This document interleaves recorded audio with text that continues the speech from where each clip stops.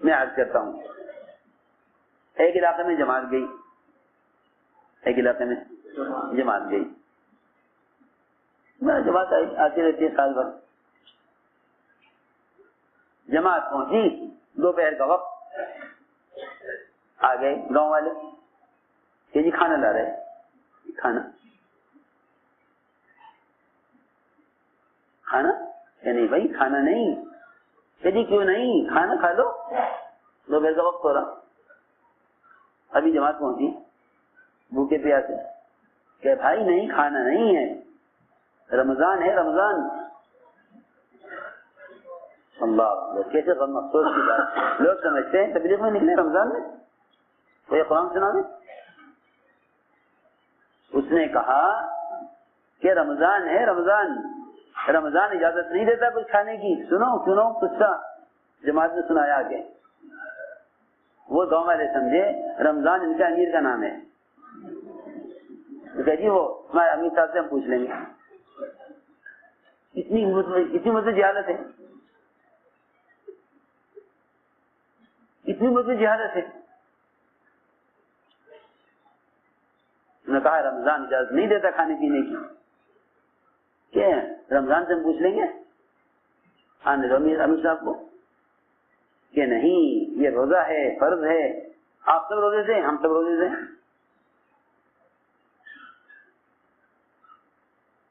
لوگ یہ سمجھتے ہیں کتابیں لکھ دی، دین آ گیا، جسے پڑھنا ہو عمل کرنا ہو کتاب میں پڑھ لے، عمل کر لیں. کتاب تو طالب کے لیے ہے نا، غیر طالب کے لیے تو نہیں ہے. کیوں بھائی؟ جس میں طلب نہیں ہے وہ کیسے آ جائے گا روزے پر نماز پر، جب تک آپ اس عمل کے ساتھ اسی کے علاقے میں جا کر دعوت نہ دیں گے. تو میں نے اس لیے عرض کیا نفر اس لیے ہے تاکہ نفر سے عمل متعدی بنے، عمل سے عمل زندہ ہو. علم سے عمل زندہ نہیں ہوتا، علم سے عمل زندہ نہیں ہوتا، عمل سے عمل زندہ ہوتا ہے. علم برائے علم ہے، عمل برائے عمل ہے. علم برائے علم ہے، وہ طالب کے لیے ہے. ایک آدمی کو روزہ رکھنا ہے، وہ دیکھے گا مسائل، وہ دیکھے گا فضائل. ایک آدمی کو عمل کرنا ہی نہیں ہے، تجھے معلوم ہے روزہ فرض ہے، رمضان میں لوگ روزہ رکھتے ہیں. فرماتے تھے جب تم روزے کے ساتھ اس راستے میں نکلو گے تو تمہارا روزہ امت کے لیے عملی دعوت بنے گا. تمہارا روزہ امت کے لیے عملی دعوت بنے گا. اس لیے میں نے عرض کیا تھا کہ اللہ کے راستے کا یہ نفر اور خروج حسبت رمضان شوال ذوالقعدہ ذوالحجہ، یہ چار مہینے سب سے زیادہ مناسب ہیں اللہ کے راستے کے نفر کے، کہ اس میں سارے فرائض زکوٰۃ، روزہ، حج اور قرآن. زکوٰۃ، روزہ، حج، زکوٰۃ اور قرآن. اور واقعی جو مناسبت اس قرآن کے ساتھ رمضان کے مہینوں کی ہے وہ ہے، وہ باقی مہینوں میں نہیں ہے. کیونکہ صاف فرمایا شہر رمضان انزل فیہ القرآن. قرآن کو جو مناسبت اس مہینے سے ہے باقی مہینوں میں نہیں ہے، باقی مہینوں میں وہ بات نہیں ہے. اور واقعی دلوں کی گندگی کی علامت ہے قرآن کی تلاوت میں دل نہ لگنا. حضرت عثمان فرماتے تھے اگر تمہارے دل پاک ہوتے قرآن کی تلاوت سے پیٹ نہ بھرتا، قرآن کی تلاوت سے پیٹ نہ بھرتا. وہ تو جب روح عادی ہو جاتی ہے اعمال کی اور روح کو اس کی غذا ملتی ہے. ہماری اصل میں روحیں مردہ ہیں، ہماری روحیں مردہ ہیں. وہ اعتبار جسم کے تو زندہ نظر آتی ہیں مگر بے اعتبار روح کے روحیں مردہ ہیں. ہماری روحیں بے اعتبار روح کے مردہ ہیں، بے اعتبار جسم کے زندہ ہے. اور میری بات یاد رکھو، بے اعتبار جسم کے تو کافر کی روح بھی زندہ ہے، بے اعتبار جسم کے کافر گروہ بھی زندہ ہے. باعتبار جسم کے کافر گروہ زندہ ہے. اگر مسلمان اعمال باعتبار روح کو باعتبار اعمال بھی زندہ نہیں کرتا تو پھر کافر گروہ میں مسلمان گروہ میں کیا فرق ہے؟ ہاتھ پیر آنکھیں دماغ کافر کا بھی چل رہا ہے. کس سے؟ روح سے. اگر اس روح سے مسلمان کا جسم چل رہا تو پھر ایک کافر کے جسم اور مسلمان کے روح میں کافر گروہ میں کیا فرق ہے؟ ایک مسلمان کافر گروہ میں کیا فرق ہے؟ اگر روح باعتبار جسم کے چلے، روح باعتبار روح کے چلے، اس کی تقویت کے لیے غذا آسمان سے آئی ہے. جس طرح انسان کا بدن زمین سے بنا ہے، اس کی تقویت کے سارے سامان کہاں سے ملیں گے؟ زمین سے ملیں گے. کہ انسان کا بدن مٹی سے بنا ہے، انسان کا بدن مٹی سے بنا ہے. سارے بدن کو کی جو ہے قوت اور اس کی پرورش کے سارے اسباب زمین سے ملیں گے. گیہوں اس کو چاہیے، ناج اس کو چاہیے، شکر، چونا، لوہا، پیتل، مختلف قسم کی جسم کے اندر ضرورت، نمک اس کو چاہیے.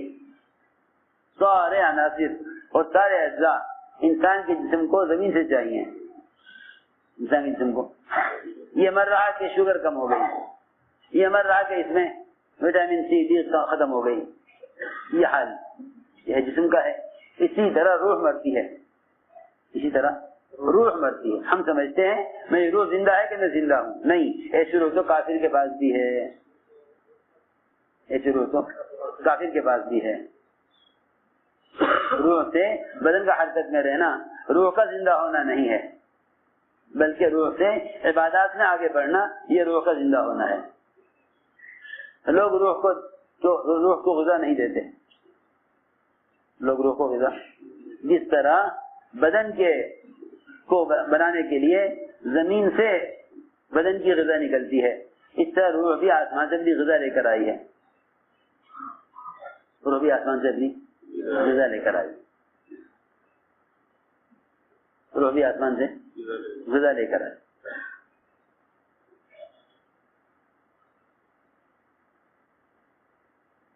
روح بھی آسمان سے اپنی غذا لے کر آئی ہے.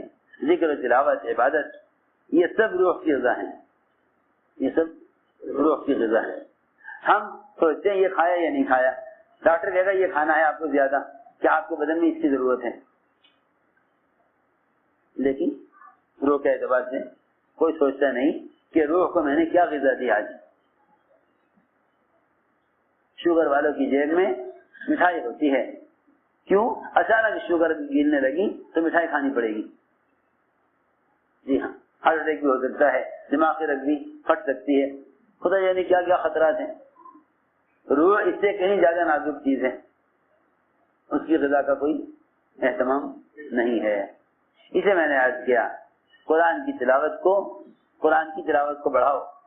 یہ رمضان کا مہینہ یہ روح کی تقویت کے لیے دیا گیا ہے، روح کی تقویت کے لیے دیا گیا.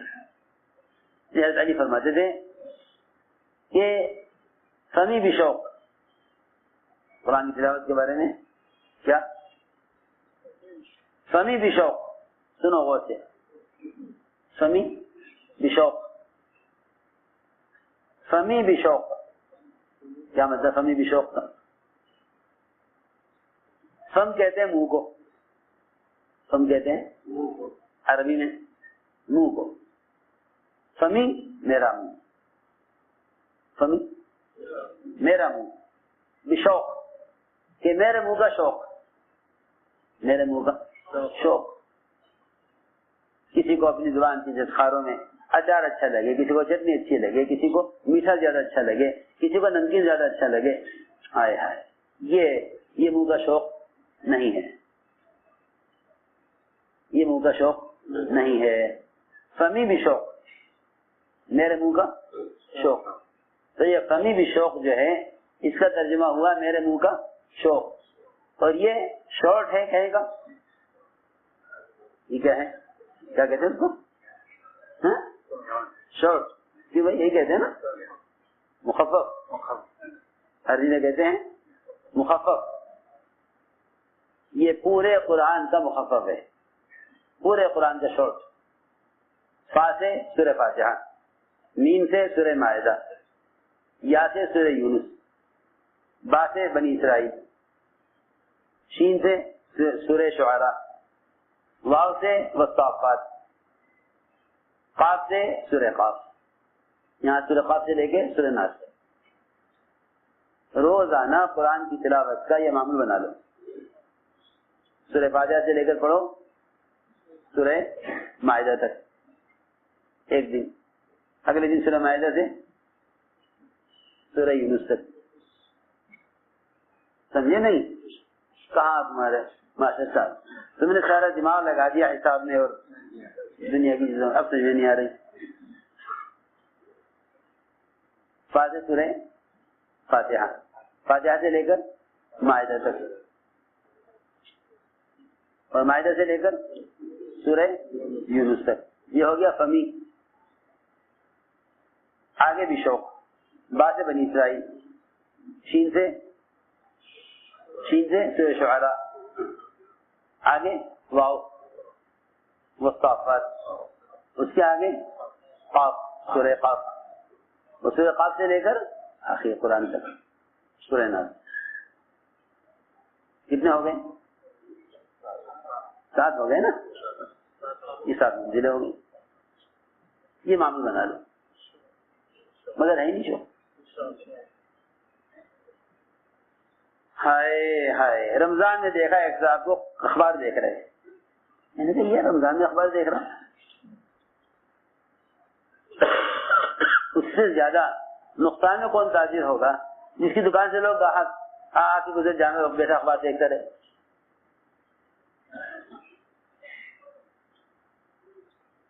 بیٹھا اخبار دیکھتا رہے اور گاہک آ کے، ایسا ہو سکتا ہے؟ ایسے بھی لوگ ہیں کہ میں رمضان آ کے گزر جاوے اور وہ کیا پڑھ رہے؟ اخبار پڑھ رہے. سچی خبریں چھوڑ کر جھوٹی خبریں پڑھ رہا. اللہ کے وعدے چھوڑ کر حکومت جو بیچاری مجبور معذور اس کے وعدے پڑھ رہا. اس سے عجیب بات ہے. اسے میں نے عرض کیا یہ معمول ہو جائے قرآن کا، یہ معمول ہو جائے قرآن. فا سے فاتحہ، میم سے مائدہ، یا سے سورہ یونس، سورہ یونس سے لے کر بنی اسرائیل، بنی اسرائیل سے لے کر سورہ شعراء تک، شعراء سے لے کر قاف تک، قاف سے لے کر ناس تک. یہ ہو گیا سمی شوق، یعنی میرے منہ کا شوق. اچھی بات.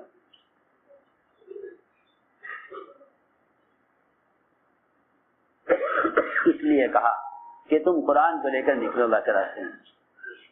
ہمیں تو تراویح کو زندہ کرنا ہے. مسجد جس گاؤں میں جا کے تراویح پڑھو گے گاؤں والے کہیں گے اچھا تراویح بھی کوئی عمل ہے. میں حیران ہوں لوگ عبادت کے لیے خروج کو چھوڑتے ہیں، حالانکہ عبادت کو قائم کرنے کے لیے خروج ہے.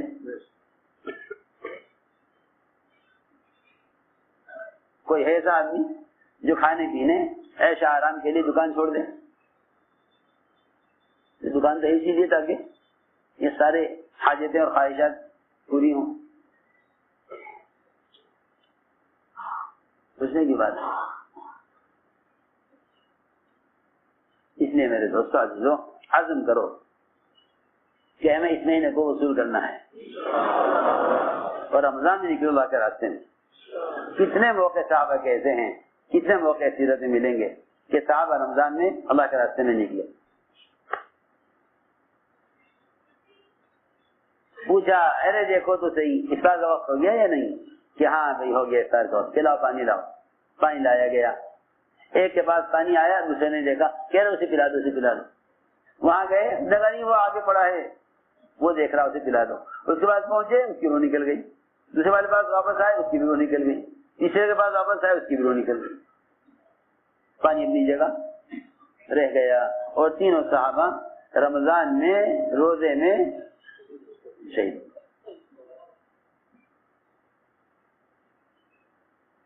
خروج میں، اللہ کے راستے میں نکلنے کے روزے کے ساتھ بڑے فضائل ہیں، بڑے فضائل ہیں. اور اصل میں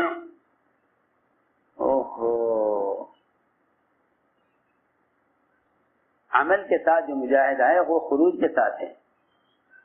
جو مجاہدہ عمل کا خروج کے بغیر ہے، جو مجاہدہ عمل کا خروج کے بغیر ہے، اسے مقابلہ صرف اندر کے دشمن سے ہے. میری بات بہت توجہ چاہتی ہے. خروج کے بغیر جو عبادات ہیں اس کا مقابلہ صرف اندر کے دشمن سے ہے، اندر کے دشمن سے. اور یاد رکھیں میری بات، خروج کے ساتھ جو مجاہدہ ہے اس میں مقابلہ باہر کے دشمن سے ہے. اسلام کو جو نقصان باہر کے دشمن سے ہے وہ اندر کے دشمن سے نہیں ہے.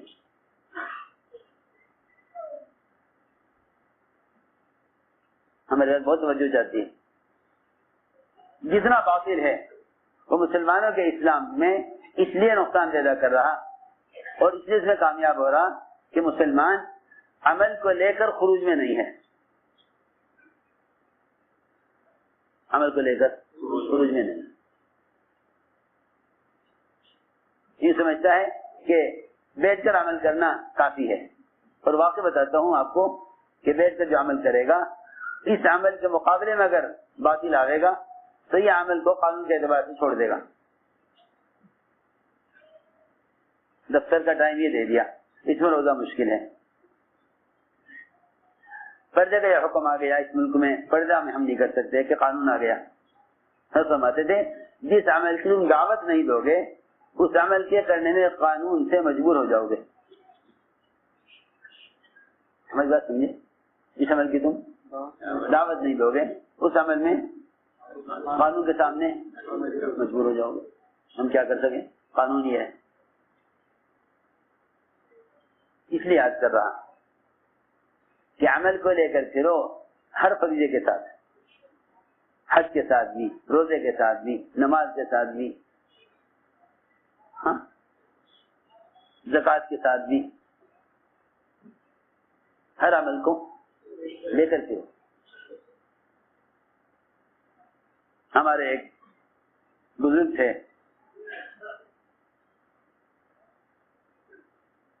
اپنی بچیوں کو حج کرا دیا، فرض سب کو. اللہ نے بہت بیٹیاں دی، بہت بیٹے دیے، سب کو کرا دیا. 2-4 سال گزرے، وہ کہنے لگی ہیں بیٹیاں شادیاں ہو گئی، بیٹیاں کہنے لگی ابا جی حج کرنا چاہ رہے ہیں. تو بھائی حج تم نے تمہیں کرا دیا کہ نہیں؟ ہم تو نفلی حج کرنا چاہ رہے ہیں. نے کہا کہ دیکھو نفلی حج کی ضرورت نہیں، حج کر لیا فرض کافی ہے. وہ یہ سمجھی کہ شاید ان کے پاس خرچ کا انتظام نہیں ہے. سب نے کہا بیٹیوں نے ابا جی ہم آپ سے ایک پیسہ نہیں لینے کے، ہمارے سب کے پاس اپنے حج کا انتظام ہے. اللہ ہمارے صاحب نے کیسے لوگ تیار کیے تھے، ہمارے صاحب کے بڑے معتمد ساتھی میں تھے. نے ساری بیٹیوں کو جمع کیا، بیٹیوں کو اور دامادوں کو اور بیٹوں کو، ان کی بہوؤں کو جمع کیا، سب کو جمع کر کے کہنے لگے کہ جب تمہارے پاس نفلی حج کا انتظام ہے اور تم اپنے خرچ پر نفلی حج کرنا چاہتے ہو تو اس سے زیادہ بہتر یہ ہے کہ امت کا وہ طبقہ جو ابھی تک حج کے فرض سے بھی واقف نہیں ہے، تم یہ خرچ وہاں کر دو، جماعت بنا کے چلے جاؤ، تاکہ جو امت حج نہیں کر رہی ہے وہ حج فرض کرنے پر آ جائے. تو ساری لڑکیوں کے، لڑکوں کے، دامادوں کی وہیں نقد جماعت بنائی اور سب کو افریقہ کے ملکوں میں بھیج دیا گیا. تم تو نفلی حج کر لو اور امت فرض حج بھی نہ کرے، جاؤ ملکوں میں جاؤ، وہاں جا کے امت کو حج کے فریضے کی طرف دعوت دو. تمہارے ذریعے سے کتنے لوگ ایسے ہوں گے جو تمہاری کوشش پر حج کے لیے آئیں گے. چنانچہ حج سے 6 مہینے پہلے سارے خاندان کی جماعتیں بنا کے، عورتوں کی، مردوں کی، سب کو وہ سارا خرچہ جو نفلی حج کے لیے جمع کیا تھا سب کو آنے. تمہارے پاس پیسہ ہے تو تم یہ پیسہ نفلی حج میں کیوں خرچ کر رہے؟ اس سے کیوں نہیں خرچ کرتے کہ امت حج ادا کرنے پر آ جائے؟ سمجھے بات؟ یہ بات کو کوئی سوچ سکتا ہے؟ ایک حج کرایا باقی سارے بہویں داماد جی ہاں سب کو جمع کر کے سب کو جمع کیا، بات کی ان سے تو خرچہ ہے تمہارے پاس خرچہ ہے، یہ سارا خرچہ ان کے لیے ملکوں کو رخ بنا کے سب کو روانہ کر جاؤ. امت کا وہ طبقہ جو حج چھوڑے ہوئے ہیں انہیں جا کے حج کے لیے تیار کرو. تم تو حج کر چکے. صحیح کہا ہمیں ہمارے حسن سے سمجھایا تھا کہ تم اپنے ذاتی عمل پر، ذاتی نفلی عمل پر خرچ کرنے کے بجائے امت کو فرائض کے ادا کرنے پر مال خرچ کرو. تو امت فرائض کو ادا کرنے پر سوچو. کوئی یہ سوچے کہ میں نفلی حج کر لوں، کوئی یہ سوچے کہ میں امت کو حج فرض کرا دوں. جو امت حج نہیں کر رہی فرض حالت.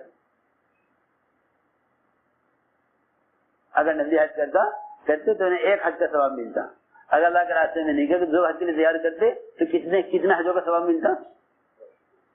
جو بھی آگے حج کرتا ان کے سارے حج کا ثواب کس کو؟ جماعت کو. سوچو یہ ایسا ہے. ایک آدمی تو پیٹ بھر کے 10 قسم کے کھانے کھاوے اور اس کا پڑوسی بھوک سے مر رہا ہو، بتاؤ کیا کہو گے؟ ایک آدمی نفلی عمل کرے دوسرا آدمی فرضی نہ کرے. یہ تھی بات. اس سے دوستو عزیزو یہ مہینہ نقل و حرکت اللہ کے راستے میں پھرنے کا ہے. سمجھ لیں یہ مہینہ ایسا گزار لو کہ پھر 11 مہینے اس کے مطابق گزرے. سمجھتے کہ جو یہ چاہے کہ اس کا پورا سال رمضان کی طرح گزرے وہ رمضان کو رمضان کی طرح گزار لے. رمضان کی طرح گزار. اس لیے عزم کرو، ارادے کرو کہ انشاءاللہ ہمیں اپنی ذات سے کرنا ہے اور اس مہینے کو وصول کرنا ہے. اس مہینے کو وصول کرنا ہے. اس مہینے کو ہمیں وصول کرنا ہے. اللہ تعالی ہر ایک کے عمل کو دیکھ رہے ہیں، اس میں کتنی انابت، کتنی طلب اور کیا کوشش کے لیے کرتا ہے. نیچے کر لو کہ انشاءاللہ رات کا قیام تو چھوٹے گا نہیں. اب پتہ چلے گا کہ ہمارے عمل میں جو غفلت شیطان کی وجہ سے دی ہے، نفس کی وجہ سے. اندر کے دشمن کو تو کھلا رہے، پلا رہے، پال رہے. بتاؤ زیادہ خوف جنگل کے سانپ کا ہے یا گھر کے اندر کے سانپ کا؟ بولو. ہاں زیادہ ڈر کس کا ہے؟ جنگل میں سانپ ہے ان کا ڈر ہے، جو گھر میں سانپ ہے بولو پہلے کسے مارو گے؟ گھر کے سانپ کو. اور کیا باہر جا راستے بند کریں گے جنگل سے سانپ نہ آ جائے، وہ تو آئے گا نہیں آئے گا. تیرے گھر میں سانپ موجود ہے پہلے اس کی فکر کر لو. کیوں بھائی؟ اس لیے میرے دوستوں عزیزوں نفس کو کچلنے والا یہ عمل ہے. نفس کو کچلنے والا اپنے آپ کو بتکلف عمل کے لیے تھکاؤ. عمل کے لیے تھکاؤ. ہم سمجھتے تھے جو عمل تم نے سہولت سے کر لیا تھکان سے پہلے عجیب بات ہے لوگ جب تھک جاتے ہیں تو عمل چھوڑ دیتے ہیں، حالانکہ تھکان پر عمل کی ابتدا ہوتی ہے اور لوگ تھکان پر عمل کی انتہا کر دیتے ہیں.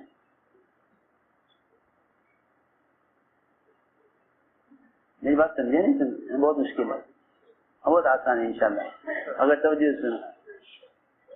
لوگ تھکان پر عمل کی انتہا کر دیتے ہیں حالانکہ تھکان کے بعد عمل کی ابتدا ہوتی ہے. تھکان کے بعد عمل کی ابتدا ہوتی ہے. خوب اپنے آپ کو ہر وقت مشغول رکھو. ایک لفظ بھی زبان سے ایسا نکل جاوے کہ جس میں آخرت کا، عبادت کا، ذکر تلاوت کا عمل نہ ہو تو واقعی پچھتانا چاہیے. یہ کیا ہوا؟ اتنا وقت اتنا کم ہے، وقت اتنا کم ہے اور اللہ کی طرف سے عطا اتنی زیادہ ہے، اتنے کم وقت میں ساری عطا کو سمیٹنا.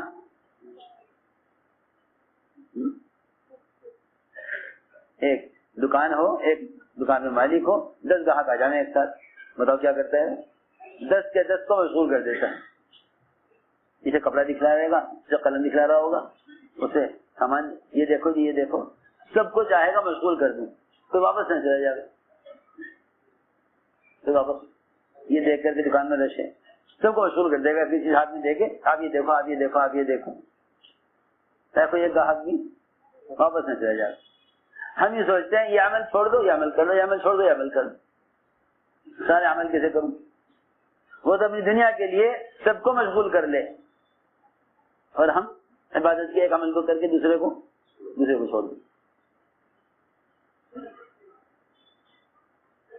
لوگ رات کو تراویح پڑھ لیتے ہیں، قیام چھوڑ دیتے ہیں.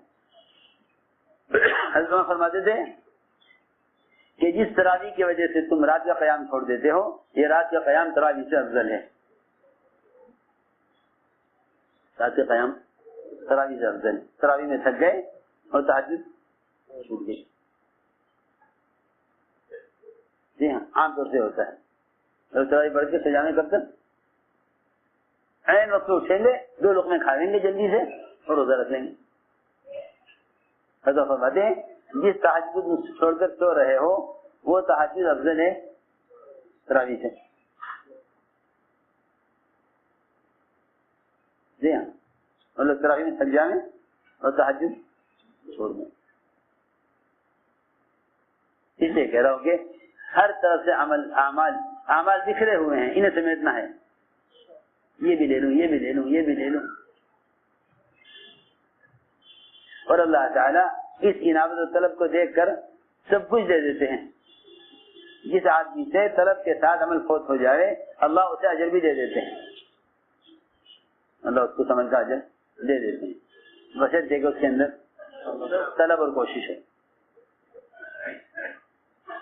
بس اس کا عزم کرو کہ انشاءاللہ ہمیں رمضان کو وصول کرنا ہے. لایانی باتوں سے، بیکار کاموں سے اپنے آپ کو ہر ممکن بچاؤ. یوں سوچو جس طرح اقامت سے لے کر نماز سلام پھیرنے تک پابند ہوں، اس طرح رمضان کے چاند سے لے کر عید کے چاند تک پابند ہوں.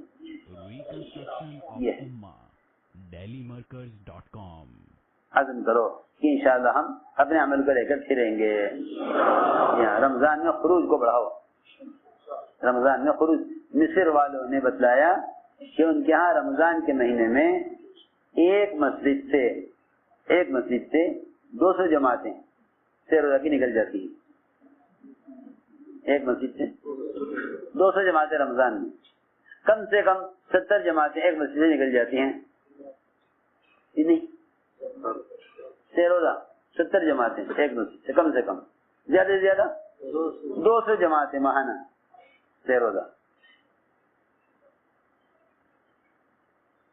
اور یہاں یہ بات ہے کہ جی وہ کیسے نکلے؟ رمضان آ گیا.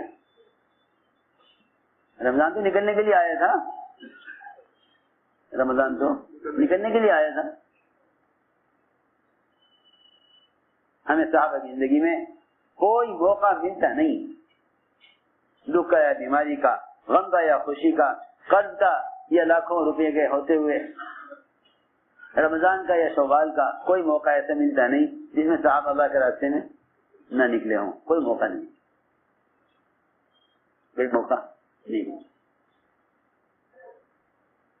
اس لیے عزم کو ارادے کرو کہ انشاءاللہ رمضان میں خروج کرنا یہ دعوت عبادت کو عملی طور پر جمع کرنے کا مہینہ ہے. اس کے لیے عزم کریں. جو علماء سال کے لیے آئے ہیں وہ سال پیش کریں. جو علماء جو علماء سال لگا چکے ہیں وہ بیرون کے سال، عرب کے سال کے ارادہ کریں. اور جو 3 مرتبہ کم سے کم 4 ماہ لگا چکے ہیں ایسے ساتھی باہر کے ملکوں کے لیے اپنے آپ کو پیش کریں، ہمت کر کے.